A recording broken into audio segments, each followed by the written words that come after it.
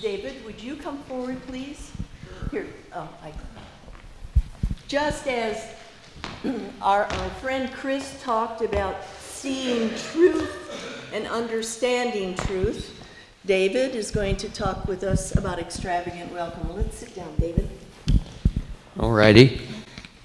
David, would you tell me the story that you've told so many times about what happened to you when you were a little kid? Yeah, when I was about 2 years old, my brother and I, we were playing around my grandmother's lily pool, and being that age, I picked up one that was bigger than me, and I sank to the bottom, and they come to find out that I had brain damage. And then in 1951, came out to Phoenix, went to school at the Valley Sun School, 3115 West McDowell Road. And then when we came to this church, we found that it was so welcoming and everybody was friendly, and especially our senior minister, Dr. Fred Barnhill. And it was actually we came from a church from back home, which was in Council Grove, Kansas, which was the birthplace of the Santa Fe Trail. And I've been with this church over 50 years.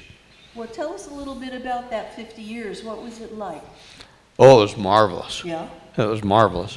Fred would say something and we'd all laugh. Oh. He'd say a joke. Like some of the comedians back then, of course, you know, they didn't say anything risque, let's say, back then, like Red Skelton or Jimmy Durante or Bob Hope. But And tell us more about the church, though. Oh, the church. Well, you know, in a couple of years from now, we're going to be celebrating our century mark in 2017. I hope I'm around by then. How long have you been coming here? Since, let's see, I became a member in 1954. Okay. Some of these people weren't born then. Yeah, they weren't born yet. Who was the minister? Reverend Fred. Yeah. And also we had Dr. Ford Forsyth, who came to us from Canada, Sawtooth, Saskatchewan, Canada. And he was a marvelous minister. And in fact, he was at my dad's memorial. Yeah. And I got to see people that I didn't even know that lived here, like Governor Paul Fannin. And once upon a time, back in the 50s, we used to have a lay judge that was a member of our church, George Lana Lockwood. Yeah, oh yeah, we remember her. But so you've been attending this church continuously since then? Yep. Okay, and you've been here through all of Pastor Steve? Yep. We miss terribly. Transitions. Yeah. In fact, when Reverend Ford came, we had a Chinese American associate, and his name was James G. So we've been a trend center since the beginning, Yep. haven't we? Yep. Yes. And how do you feel about attending this church today? What does Oh, it I mean feel to you? marvelous. Do you? Why? Yeah. I think the good Lord wants to take care of us and see what the future holds. And I'd like to see more diverse congregation, like maybe more African American, more young people.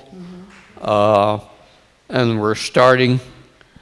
When I came to this church, I was in program fellowship with Mike Holler, Jim Peake, and Barbara Pope. And I remember all those. And they were good, really good people. Has this church always been as friendly and welcoming as it is today, do you think? Oh, yeah. I think it is. All those years? Yeah. Yeah. Yeah, all those years, and it was marvelous. Good. Daddy sang in the choir. In fact, we had 3 baritones. Daddy, Mr. Yates, and Clifford Bird. They were all baritones. Yeah.